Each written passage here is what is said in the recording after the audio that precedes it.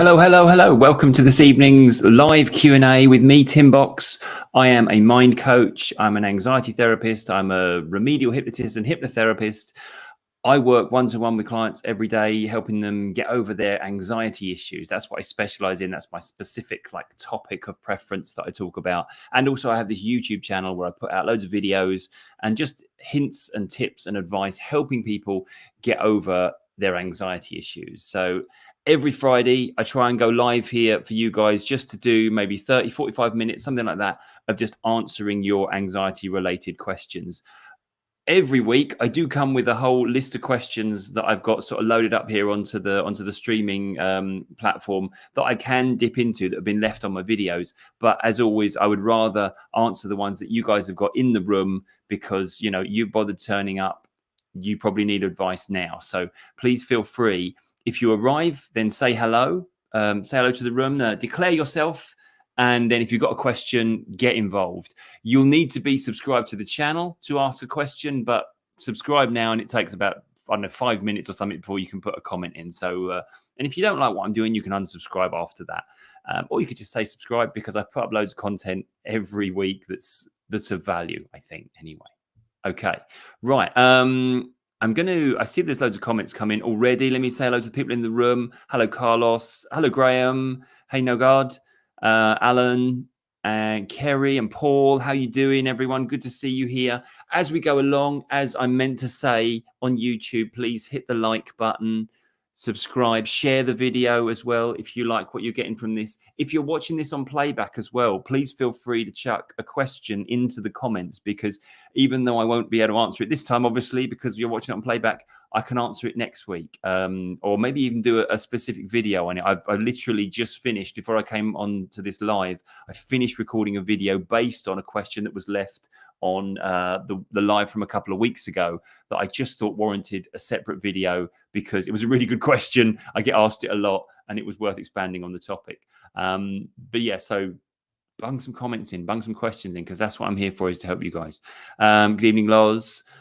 Good evening, Matt. Right, I can see that Carlos has left a question in here. He said he might not be able to make the live, might be eating pizza with his cousin. I mean, good shout, to be fair.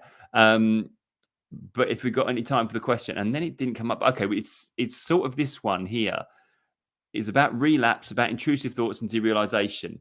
Right, I don't know exactly what you're asking me here, but I can talk briefly about these topics. Okay, so I know, because Carlos is in the members area, so I know that he's dealt with intrusive thoughts and derealization in the past. That's, you know, everyone's got this sort of the way that anxiety seems to manifest for them, and Carlos in particular, that was the thing he's very aware of: intrusive thoughts and derealization. Now, the fact that you're talking about relapse, Carlos, because I know that what you did was you came away from the thing that you felt was kind of inducing a lot of high anxiety in your life, which was driving lessons. So I feel like I'm bringing everyone else up to speed with the episodes that they've missed previously. But so and now you've just returned to driving lessons. You came away from it, allowed yourself to kind of chill out, relax, I don't know, recover, would that be the right word? And now you've sort of re-engaged with driving lessons. So what I'm guessing you're asking about here is about possible relapse, maybe fear of relapse from going back into that situation that you were in before. And I think this is a really sort of apropos question in terms of what a lot of people are going through, because we do get the other side of anxiety. Yeah. And I know sometimes it feels like, oh my God, this is going to be forever. Am I ever going to feel any better? But we do, because anxiety is an emotion and all of our emotions are transient. They come and they go. But that does mean that in the future, we will feel anxious again. Now, it doesn't necessarily mean we're going to have the same level of anxiety, but it's worth noting here that how do we guard against returning to that high level of anxiety? It's our understanding that there's nothing wrong with feeling anxious. In fact, it's our understanding that anxiety is an appropriate emotion. It's a healthy emotion, even when it feels like we're more anxious about something than we need to be. Because we've all got that thing in our lives that we know is like, that winds me up or that gets me worked up more than I know it should. I know I worry about that too much. Just because your mind makes a mistake, maybe a mistake you even recognize, doesn't mean it's a malfunction. Okay, I guess what I'm saying here is that, yeah, Carlos, you might feel nervous or anxious about your driving lessons.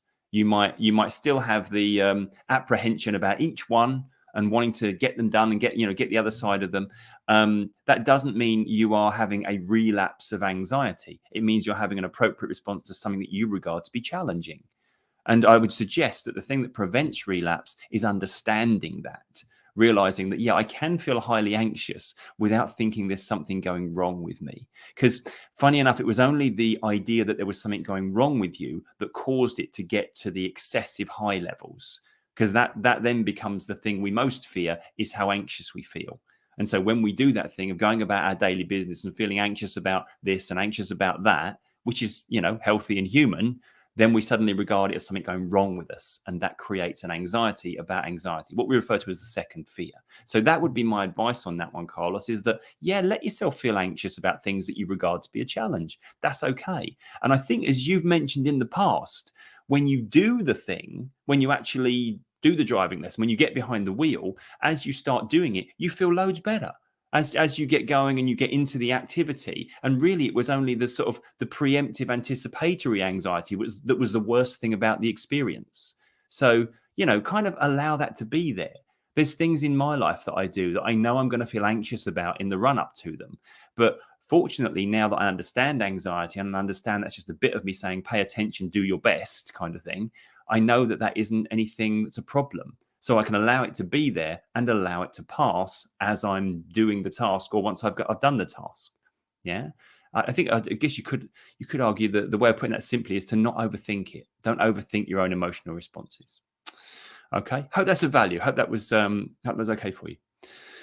Right, Graham, next on the list here. Hey Tim, me again. Good to see you again, Graham. I visit your videos from time to time when I'm stuck in a vicious anxiety loop. I actually have a video about the anxiety loop, which I'm sure you've seen, Graham, but if you haven't, it's a good one to take a look at. Maybe if I remember when I'm going back over this and putting the chapters in, the questions that I've answered into the description box, I'll put the link to that one. Hopefully I'll watch this little bit of the video and it will remind me to put the link to that one in there. My new fear is that this constant stress, lack of sleep, I'm causing damage to my brain. Wow, killing new and old brain cells. Okay, there's a lot of this stuff that goes on, a fear of stress doing some long-term damage. Here's the thing. Human beings, we're kind of tough to kill off. Yeah. Especially if we're trying to do it just by thinking about things. Yeah, that's quite difficult. I know there's a lot that's said about the damage of being in a stress state or a long-term lack of sleep, but please be aware that we're talking about really extreme circumstances here. We're talking about, generally speaking, the long-term effects, not the immediately I'm killing all my brain cells off. And the other thing that's worth bearing in mind is, what does your body do best? It's heal. Okay. That's what us as human beings, that's what we do best, is heal. That's why there's so bloody many of us on the planet, because we're hard to kill off. And given half a chance, we heal really well. So I would suggest that of all the things we could worry about, that we could focus on, Graham, you don't need to focus about any of that. That ain't going to take you out. Yeah, and I know we do this thing, don't we, of like, we start to notice, oh, I've forgotten that word, or I've forgotten that person's name, or I can't remember that TV show that I was trying to think of the other day, and we think, oh my God, my brain cells, I'm dementia's setting in, and please be aware there is a part of your mind called the reticular activating system, which is the thing that decides what we notice. It's our filter that comes into our conscious awareness or doesn't come into our conscious awareness. As soon as we put on that list of things to notice, am I remembering things okay? Is my brain seem to be functioning okay? Then we'll notice all the times that we falter, because that's now become relevant to us. That's become our perceived point of threat. So that's what our mind focuses on. Yeah. So the fact that you might be looking around in your life and thinking, oh no, I'm getting all this evidence that I am doing damage to myself. It's just your reticular activating system doing its job, which is filtering out the stuff that don't apply to you. And unfortunately, filtering in even the negative stuff that it feels does apply to you. Okay. But that is not something you need to worry about, because as soon as a couple of nights good sleep and you'll feel tip top again. I know, which is that's a really like the sort of advice your mum would give you, isn't it? Just get a couple of good nights sleep. But unfortunately, that is often the best advice is that very simple thing of, calm your worries about that, calm your concerns about that. And what will happen is you'll naturally rest, relax, recuperate, and feel a lot better. Okay. I've kind of assumed that there's something about the way you're feeling that is exacerbating this as well. So if that's not the case, then apologies if I've gone down a road there that actually wasn't even relevant to you, Graham. But that's what I've found in many instances. If we have this idea that there might be something wrong, and then for that very reason, we notice the things that might validate that fear. So yeah, even though your mind might be gathering unfortunate evidence for you, it's very, very negatively biased evidence at the moment, because that's the reality that you fear. That's what is applying to you right now in your own mind. I hope that helps. Anyway, hope that helps. Right. No, God. Hey, Tim, hope you enjoyed your trip to the Canary Islands. I did enjoy my trip to the Canary Islands. I was still working, but it was one of those things where I decided to take a bit of my own advice. And I sort of highlighted the thing that was getting on my nerves a little bit, it was getting me a bit down, was just the darkness and the bad weather here. Funny enough, Britt, so you guys that follow me regularly will know my wife's name is Britt, and she's like the best person in the world. And she said that normally, winter doesn't affect her. She's quite a fan of winter. She quite likes it. She's not affected by the cold. But even this year, even she was feeling like, oh, I've just had enough of rain and cold weather. So we just decided, let's just go away for a couple of weeks, keep working, keep doing our jobs. But we're very fortunate that our jobs are all online. This is me looking at all of my one-to-one clients. We work online. So, this is partly because of the internet. I did my TED talk, and as a result, all of my clients can come from anywhere around the globe. So I do all of my sessions online now. So I can do them from anywhere. So I'm a bit fortunate there, I think. I'm a bit lucky that I can do that, because I know not everyone has that sort of privilege and that luxury. But because we thought, well, let's just go and I don't know, wake up and look at the sun rather than the clouds just for a few weeks. Yeah. Carlos has got one eye on the pizza, one eye on the live. I mean, there's a design for life right there. No problem. Right, let me go to Kerry's comment here. Let me put this one up. Kerry, still struggling here with the physical feelings. So frustrated, as want to live life and enjoy it. I know I'm lucky to have the gift of life, but so frustrated that I'm still feeling like this. Yeah, Kerry, here's the thing. The physical feeling. I've literally just recorded a video about physical sensations again, because this is a topic that gets asked so much, gets covered so much. We focus on the physical sensations because we perceive them to be the threat. We perceive them to be the indicator of our illness and our problem, when actually they're not. Yeah, I mean, and this, I don't want to oversimplify the process here, but those physical sensations are only perceived to be a problem because we don't believe they're appropriate. Oh, I shouldn't have the churning stomach, the tight chest, the racing heart rate, the shortness of breath. We think, well, that's horrible. That's I shouldn't have that feeling. But the point is here that we deliberately create that feeling in many different circumstances. And I'm sure you've heard me say this before, Kerry. So apologies if I'm repeating myself. But we do, we do things for excitement and thrills. We do things, exercise-wise to raise our heart rate. Doctors are constantly telling us, do have some time when your heart rate is escalated and raised. And we enjoy our exercise as well. It kicks in endorphins, and it makes us feel good about ourselves. All of these physical sensations are not inherently negative. They're just in the context of how we're feeling them are negative. So this is why we focus on them. So the trick here, Kerry, is to allow them to be. Yeah, don't resist them. Don't try and push them away. There's this little saying, isn't there? What we resist persists. And sometimes we've got to allow them to be and say, well, that's okay, because I know that's what my body does at the moment. Yeah, and very soon it will start doing something different when it no longer takes threat from that feeling. Yeah. I know you want to live your life and enjoy it as well. That's the thing as well. And that's all credit to you. Yeah, you don't just want to sort of survive and struggle through. You want to enjoy life. That's great. And this is the thing, when you stop focusing on the fact that you're not at the moment, then you'll probably find you more naturally the sensations that you don't like more naturally dissipate. You're putting a lot of pressure on making the most of your time here, and as a result you're creating additional instances of stress for you. Yeah, so it is about letting go of that need to enjoy your life. If I can do, this is really apologies if this sounds a really trivial example, but I'm just aware that I had this exact same conversation with Brit, and she sort of reminded me of this when we were away. Because we got to our holiday destination. I say a holiday, our Canary Islands destination, and I was feeling a bit glum and blue because I wasn't experiencing this instant euphoria of being out in the sunshine. And here I am with less cares and less troubles and different environment, different scenery, you know. And I wasn't just experiencing pure joy. And as a result, I was actually a bit down. I was even more down than when we were here because I hadn't experienced this sort of visceral shift in my mood. And then I just let myself be and had an amazing time. And enjoying life creeps up on you as you live, I think. Yeah, as you get rid of those things that are pressuring you to feel better, to do more with your time. You know, sometimes you just allow yourself to be, and that's the greatest joy, isn't it?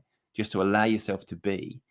But yeah, you know, apologies. I really feel for you struggling like that as well. Sigma male coach. Hello, everyone. Hello. Anxiety, we have to motivate ourselves. Like, I can face and win this situation. Yeah, motivation can be a good thing. Absolutely. Finding motivation can be the thing as well, can't it? Yeah. Great use of capital letters on it. That's a real YouTube comment. That is right there. In anxiety, block capitals on everything. Not block capitals, but that's how you do YouTube titles, isn't it? Right, let me go on to Courtney.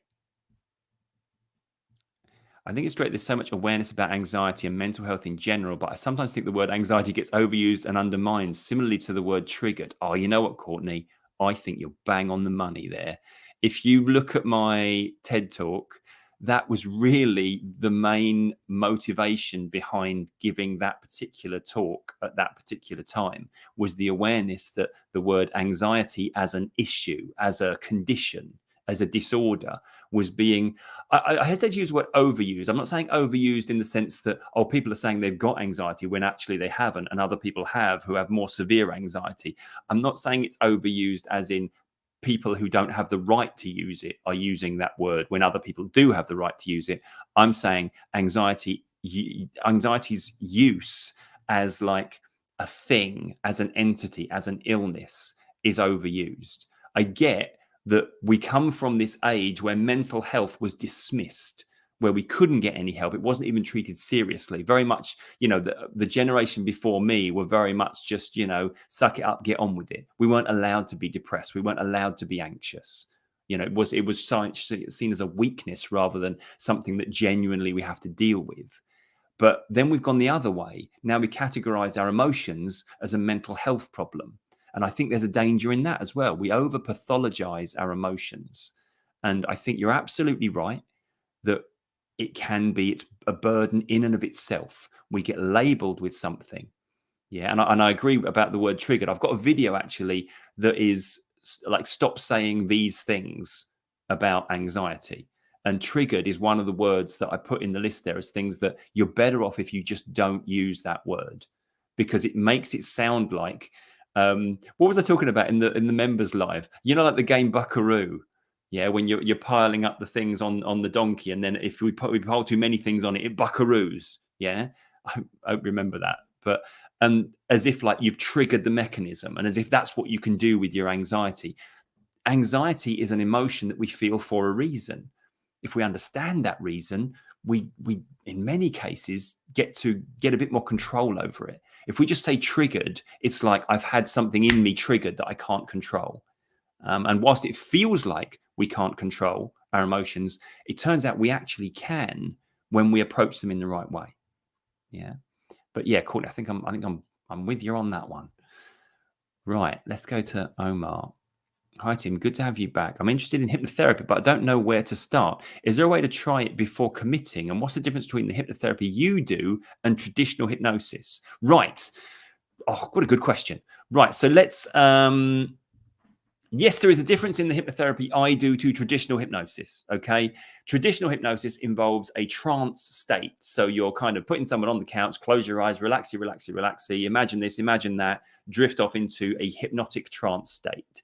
The way that I work with clients involves them being eyes open, wide awake, as wide awake as all of us are. Hopefully you all are watching this live. And we work directly with the subconscious mind without having to induce a semi-unconscious state, or a perceived unconscious state. There are various ways we do that. There's this thing in our realm, in the hypnosis world, called ideomotor response, which is about triggering certain physical responses based on what your mind is doing. So we communicate directly with the subconscious. It sounds a bit weird, and I struggle to explain it. That's why it's always better when people come to see me for initial consultation, because then we can go through it, we can demonstrate it, and it's easier demonstrated than explained. Is there a way to try it before committing? Every single one of the practitioners that I have trained, Omar, and myself, we do an initial free consultation. Yeah, so you can absolutely try it before committing, and you absolutely should always be able to. I have I say a strong opinion, but any sort of therapy you engage in, if the therapist that is conducting the therapy isn't prepared to give you initial time without charge, I think there's something wrong with that. And I'll tell you for why.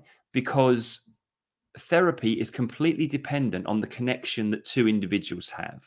Yeah, I know what I do can help people, but I don't know if it can help you until we meet each other. Okay, so it's important that we can interact a little bit and make sure, yeah, you know what, we've got a good enough level of rapport that what I'm telling you and what you're telling me, we're going to understand each other. And as a result, we can work together. Now, I don't want to charge you money just to find out that we can't work together. Yeah, so that's why I do an initial free consultation. And that's why I believe every therapist, no matter what therapy they're conducting, should do that. Because it isn't about the method. It's about the individual that you're working with to a far greater degree. Okay. I hope that that answers the question. I'm presuming you were talking about hypnotherapy as in to be a client of hypnotherapy rather than becoming a hypnotherapist. So I've answered it in that respect, rather than as in terms of, can I try hypnotherapy for myself rather than can I try to be a hypnotherapist? Because it'd be a slightly different answer if it were the other option there. But I train hypnotherapists as well. So yeah, you know. Okay, Matt. Great videos while you've been away. Since I've learned to accept my anxiety, my life has got better. When I feel anxious when I'm at home, I put you on to listen to and retaught myself to draw. Oh, lovely stuff, lovely stuff. I do like it when we find something that is comforting for us. You know what I mean? It's not necessarily like I've got a tool to deal with anxiety, but I just find something I enjoy doing. Yeah, I think that's great. I also look for positive in every negative. Yeah, absolutely, absolutely. And here's the thing: when it comes to looking for positives in the negatives, people think, "Oh, I don't just want. I'm deluding myself." You know, people say like toxic positivity. You know what I mean? It's like only positive thoughts. We only want positive thoughts. But I don't think it's like trying to sell ourselves on a positive delusion. People often say to me, "You're such a positive thinker." I don't think I am a positive thinker. I think I'm a realist. Yeah, and the reality is that there's actually very little reason to see the negative in things, because there's often a lot of positive. We miss a lot of the positive stuff. Yeah, and a lot of the negative things that are going on in here, we know aren't real. We know they're not true. So I think it's not like I'm a positive thinker. I'm interested in getting past the stuff we know isn't true to get to what's real. And what's real is 99.999 recurring % of the time, we're perfectly safe and perfectly able to get on with life. We don't need high anxiety. That's what I talk about. Yeah. So if we've got negative thoughts going on, we don't need to try and sell ourselves on a positive delusion. We need to get rid of the delusion that those negative thoughts actually are, and get back to what's real. You know. Cool. But I hope that's a good one, Matt. I like that. Hugo, no matter how much I understand and accept feeling anxious, thanks to you, it continuously gets to the point where I have to start all over again, reminding myself that. Any tips to make this stick? Oh, Hugo, that's a really, really good question, because it's one of those things where I would suggest there's still something in there that has you fearing high anxiety. Do you know what I mean? It's like there's still a belief in there that anxiety can potentially become the problem. And if we're there, then yeah, we're going to be prone to fearing. You know, if we get highly anxious about something going on in our life, we then, oh no, is my anxiety getting out of control again? When a lot of the time we're just reacting to, life ain't going to stop throwing us shit, unfortunately. So there are going to be times in our life when we feel really overwhelmed. Now, we can manage that, in terms of overwhelm and feel, in terms of there being more on our plate than we feel we can cope with. But if we're then thinking, and if it gets too much, my anxiety can be, triggered, and then then we're always going to be looking over our shoulder for it, and that's an anxious thing to do. It's like, I think I've used this analogy before, but it's like we're going into every room in our house, and we're not just, I don't know, looking for our keys. We're looking for maybe a possible intruder. We're looking for the thing that could be dangerous for us. So inevitably, we're opening the doors with trepidation and fear. And I think if that's still there, then yeah, we might find ourselves back at that point where anxiety seems to have, I don't know, like got out of control again. So I think ultimately the journey here, Hugo, if just from that, I know there's a limit on how much you can write in the question box there. So apologies for that. But just from what you've said there, I think if there's always that feeling that anxiety is the thing I'm managing or making sure I don't go to anywhere near, then yeah, then there's going to be the tendency to do that. We've got to get to the point where we realize anxiety is not a threat to us, and then we can stop looking for it. Yeah, I think if we were to use this, if we're just trying to avoid anxiety, we have to know where it is at all times to know that we're nowhere near it, if that makes sense. So we're always kind of one eye open for it. Yeah, it's like, imagine if there's somebody in the world I don't want to be within 100 yards of. Okay, and to do that effectively, I've got to know where they are 24 hours a day, 7 days a week. And that means I've got to pay a lot of attention to the person I don't want to be anywhere near. The better strategy would say, well, let me work out where they never go. Let's go there instead, and I can forget all about them. Yeah. So it's more about putting your focus on where you're going and how you want to feel and the good stuff, rather than looking over your shoulder for anxiety all the time. Yeah, I hope that helps. I hope that makes sense. I realize I might have just said things you already know there. So, come back to me if there's anything you want me to add to that. But yeah, I hope that is some help to you. Of some help. Kerry, my physical feelings are more of a weird feeling in my body and like I'll pass out, can't sit still, etc. I feel like a broken record as I can't move on. Right, here's the thing, Kerry, you're not going to pass out because you haven't. I think you mentioned in a previous live, you passed out once a while ago, if I remember correctly. Again, correct me if that's wrong. But you're not going to. And it's only your fear that you are that gives you those sensations that you feel you might. And trust me, as somebody that's had, a seizure in January last year and started to and was aware of what it felt like before it happened, I've done that thing recently of being very wary of feeling a certain way, and as a result, causing myself to feel that way. What did we just say? That we focus on grows. Whatever we're afraid of, we're constantly paying attention to it. We've got our eyes on it.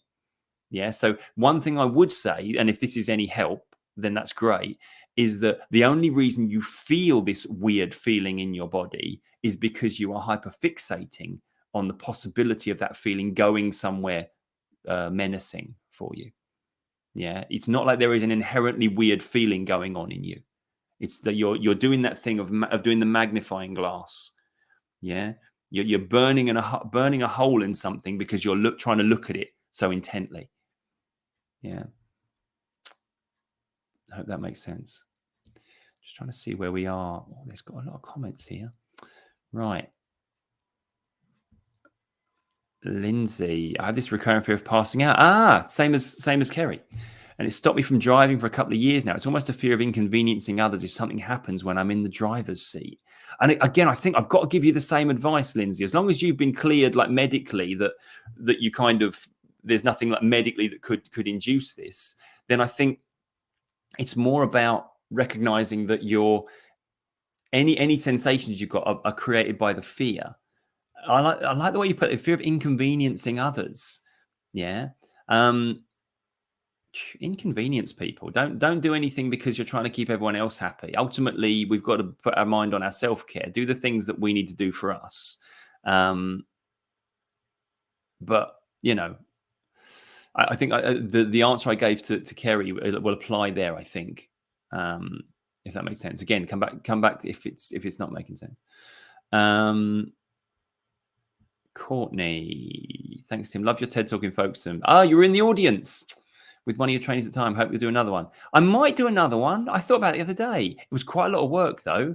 It was. I said I'm not afraid of hard work. It sounded like I was really like, don't fancy it. But it was like there was months of preparation for it. At the moment, I don't know if I'd have the space in my schedule to do it. Do you know what I mean? And also, I want to make sure if I do another one, it's not just the same sort of information as in the first one. I'd want to like expand on it and take it somewhere else, or even do something that's a completely different topic, but is more, So I've done a talk about anxiety. I might do a talk. You know what I was saying about the ideomotor response aspect of what I do with hypnosis and hypnotherapy. Maybe doing something along those lines. It's just a completely different topic, maybe. But it's just about, I think it's not worth doing another TED Talk until, and this goes not just for me, but for anyone, until you really know that you've got a message that you want to get out there and you're passionate about getting out there. I think that's why it's had like 2.5 million views, and other talks that were done that day have only got a few thousand, is because I really had this thing that I thought needed to get out there. I thought people needed to hear, and turns out they did. So I think if we got something like that, yeah, you definitely want to do it again. But it just when I feel there's something of importance that isn't just a retreading of the ground of that other 18 minutes that I did, Christine, your word choices can change how you feel. Since saying sensations instead of symptoms, I feel less threat. You know what? I've just done a little video on that exact thing. Stop calling them symptoms, call them sensations instead, because symptoms is the language of illness. I'm really pleased that's helping you, Christine. I'm really pleased about that, actually. Yeah. Shane, hi Tim, I'm feeling quite isolated from other people. I struggle to cope in social situations. I try to interact but end up retreating. How do I break the cycle? It would depend on what is preventing you from engaging, if that makes sense. Is it a fear of judgment? Is it a fear of rejection? And then it's like working out. So if we were talking as, if I was your therapist, you were my client, the thing that I'd want to be finding out is, okay, what's the struggle you feel? Yeah. And if it's like a fear of like judgment or something like that, it's like, okay, where does that fear of judgment come from? And I only want to know that, not because I want to know your history and your origins, but I'd want to know what's the reason for it. Yeah. Not for, your mind does nothing for no reason at all. There's always a reason, and understanding the reason can help you have a different response to that situation. Yeah, if you realize, oh, it's a bit of me, it's a younger bit of me responding to how I felt when I was young in those situations and fearing the same rejection or the same negativity I experienced at the time. I was just talking to my practitioners on our monthly forum today about this whole idea of when I had social anxiety. And it was partially fueled by the fact that I was the youngest I had an older sister and I was the youngest. And I always felt like the butt of the joke. They always, my dad and my sister were quite, they got a good sense of humor, and they would well-meaningly, not meaning to scar me or anything, but they would, sort of ridicule me a lot. And I felt like the butt of the joke. So I was almost sort of a bit, even before I was at school, I was a little bit wary of being singled out. And then something happened to me near the end of my schooling that was a really, really, I regard it as a very traumatic bit of like social bullying that kind of kicked it all off, that took that little bit of my mind that was wary of it, validated everything it had previously believed, and then suddenly that was at the forefront of my mind. The fear of judgment, the fear of rejection, the fear of ridicule, the fear of being singled out in a negative way. So dealing with that and understanding that really helped me reframe where I was at the time and what I needed to fear and what I didn't need to fear. So that, I think, would be the thing I would say, Shane, is understand what is it your mind is actually fearing, and then think, well, hang on, is that a fear I need to have? Yeah, because I worked out that as soon as I was out of that exact environment, I probably didn't need to fear that exact result. Yeah, I probably, and the thing that ultimately helped me past it was realizing it really doesn't matter what other people think of me. That isn't going to be whether I'm happy or sad, is what other people think of me. Yeah, you get that sort of big picture on things, hopefully at some point in your life, and it took me a long time to get that big picture in my life. But then I realized, oh, people can think I'm shit or ridiculous. That's all right. because not everyone is, there's 8 billion people on the planet. Is every single one of them going to think I'm awesome? That's unlikely. But by the same token, every single one of them thinking I'm shit is really unlikely as well, So how do I deal with the fact that I don't know which ones are going to like me and not? Well, let's simplify things. Let's make sure I like me. Let's focus on that. Yeah. Because that's all I'm in control of, being a person that I want to be. I can't be the person that everyone else wants me to be. Yeah. Because I can't possibly guess what they want from me. Keeping it simple, Kerry, you've been trying to draw and doodle too. I'm a shit drawer. I'll tell you that right now. I don't think that'd help me, but if you're good at that thing and you enjoy it, yeah, go for it. No, God, I've realized that learning to understand what your subconscious is trying to warn you about and do something about, not shut it down, can effectively be of huge help if done and increase anxiety if not. Yeah, absolutely. I think, again, come back to my TED talk, isn't it? Don't be afraid to listen to what your anxiety is telling you. What's the fear, if you like, that's creating all of this physical sensation to you? And then, and not just try and push it away. Allow that part to be heard, but be heard without fear. It's not a malevolent part of your mind trying to trick you or trying to make you feel bad. It's the frightened child part of your mind. It's not giving you categorical truths about the dangers out there. It's saying, hey, are we okay? I'm really worried about this or that. So our job is to kind of, I don't know. So I saw one of the other guys on YouTube that I follow saying you kind of have to give it a hug, that 5-year-old version of you. Yeah, we're okay, For too long, that 5-year-old version of you has been freaking out the adult version of you because the adult version of you thought that its opinion was just as valid as your logical adult part of your thinking. Now, that's just the fears of a child. Yeah. If you think of it that way, it's a lot easier to calm those fears down because you realize, the fact I know that they're not valid, these fears, it doesn't mean, there's a bit of me trying to deceive me and make me feel bad. It means there's a bit of me that's just, maybe based on old stuff, is just really afraid of stuff. That's okay, because we can comfort that part, give it the old metaphorical hug. Yeah. Let's move on. I'm trying to get through all these. Quite 37 minutes in already. Am I not going to make it to I must be able to make it to the end, surely. Yogesh, I just suffered a terrible breakup after a very ugly argument and trying to forget everything. I don't know how to do it and what should be my next course of action. I think, look, it's okay when we've been through a horrible, experience, especially if we really valued that that relationship. It's okay to sort of mourn that relationship a little bit. You can, we were saying this recently in one of our grief forums, because we can be grieving the loss of just not just when people that we love die, but when relationships end, when we lose jobs, when our circumstances change. And it's okay to mourn that a little bit. You don't have to forget everything, but also recognize that, when we're emotional, we don't always control the things that we say and do as well as we would like.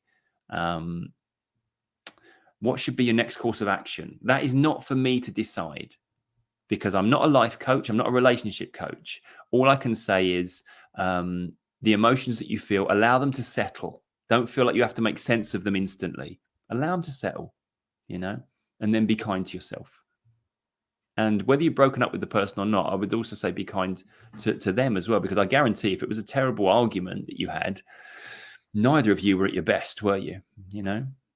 We've all done that in the past. I try not to do it now because but again, it's like emotions rise up, and we're not the most rational version of ourselves when we're in that sort of subconsciously dominant emotional state. But yeah.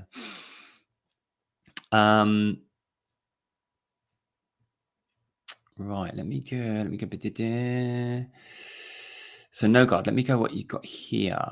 It's hard to decode exactly what your subconscious is trying to tell you, as in listening to your crew. So those of you that know this channel well and know what I talk about, your crew being your subconscious, the captain of the ship being your conscious. Very brief description there, but it's definitely a game changer. Yeah, sometimes it can be, I think. But again, I think that's because we overthink it logically a bit, But you've got a follow-up here.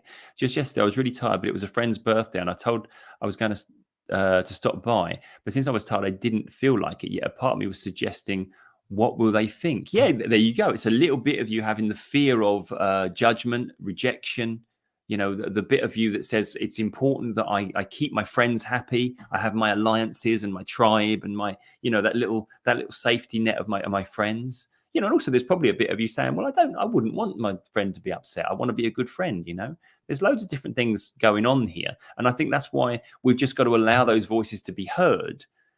And think of it this way. I tell you what, instead of thinking of it like captain and crew, just for a minute, think of it like boardroom, where you've got a chairman of the board that ultimately decides what action all of these, you know, what would you call it? Like officers or, you know, employees do. Now, all of these people in the boardroom probably want to get their opinion heard on the matter at hand. Okay, that's fine. Please be heard. But then it's up to you as your conscious, your chairman of the board, to make the decision. The only problem then is that oftentimes we're used to the people in the boardroom still having their say, still saying, no, we should have done the other thing. No, not the other thing. Ideally, what we're trying to do here is get all of the rest of the boardroom, once the decision's been made, to say, okay, then we will all, as a unit, action that decision. Yeah, to be satisfied with the chairman's decision. Yeah, if that's a slightly different way of putting the old conscious and subconscious thing. But there'll be plenty of different opinions going in, guaranteed.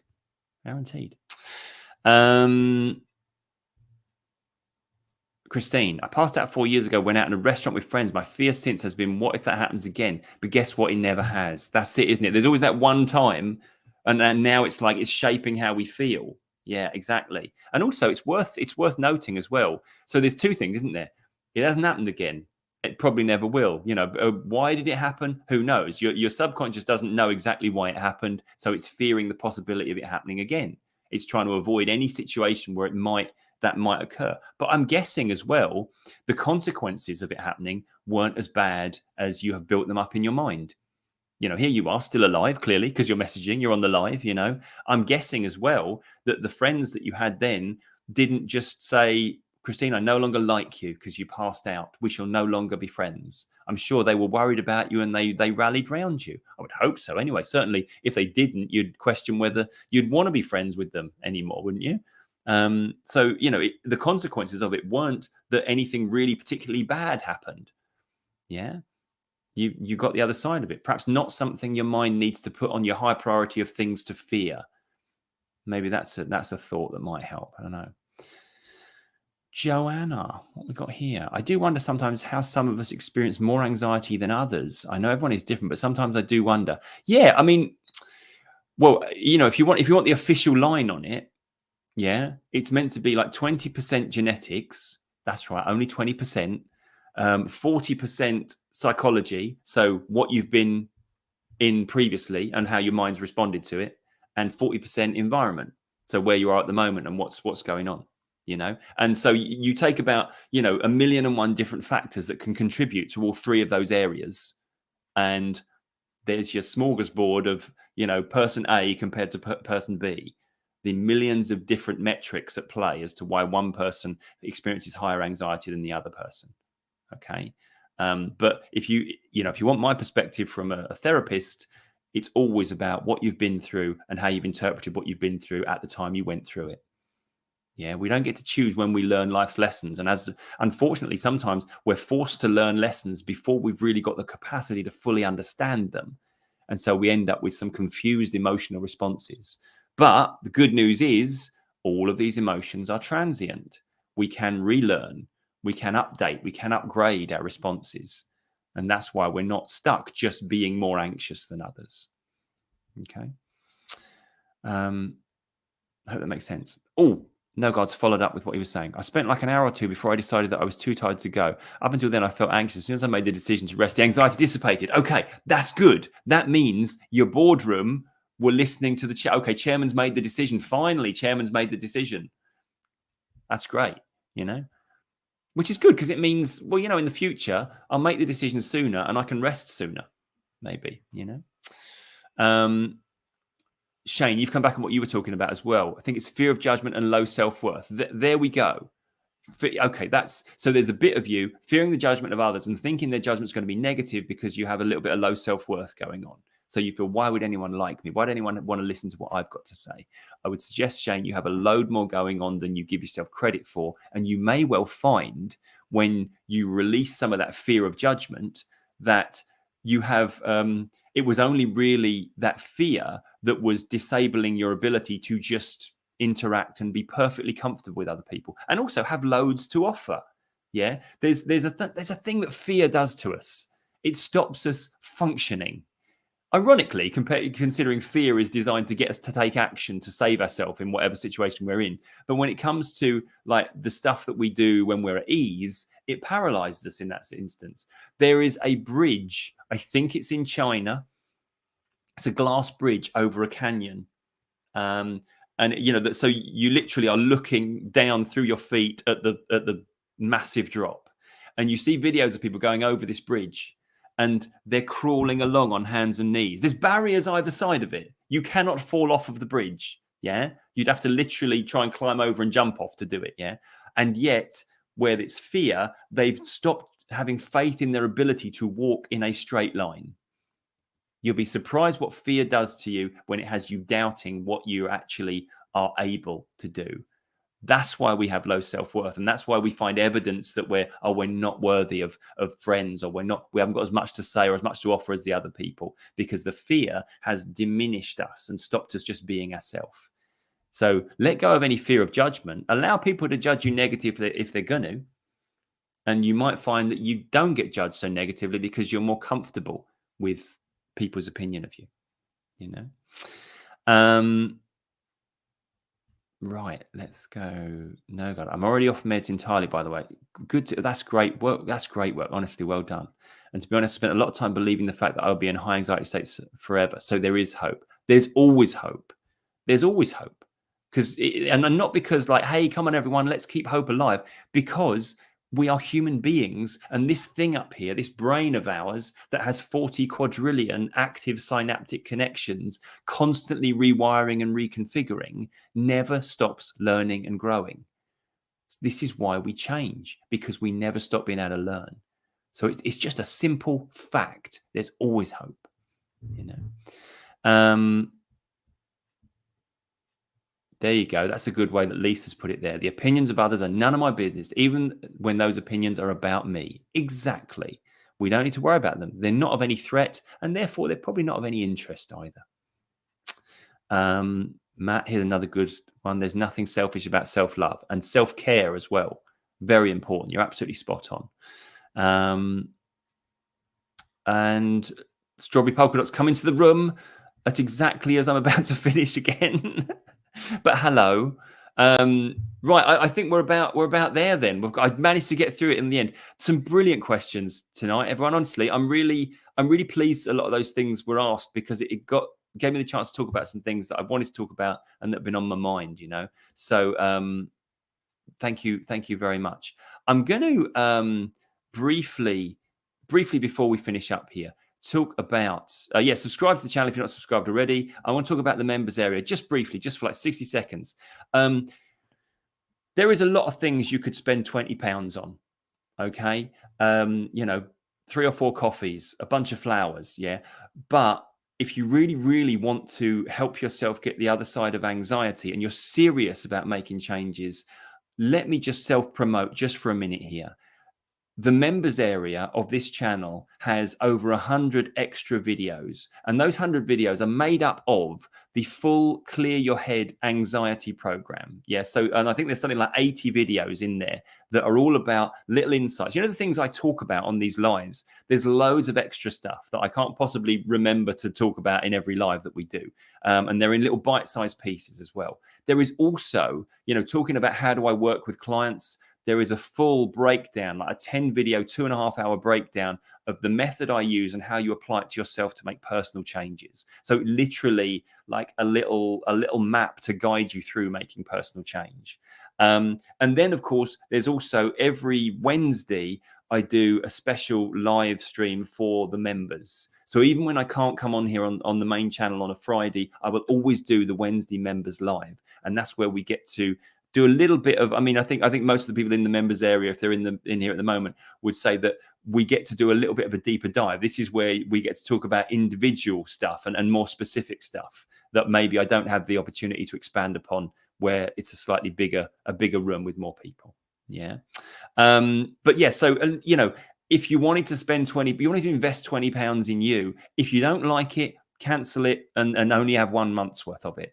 But, you know, and I obviously I can't offer guarantees, but honestly, you won't regret it, because I feel like, you know, people often speak to me about what can I do for myself online? What can I, you know, what can I access online? What's the best help out there?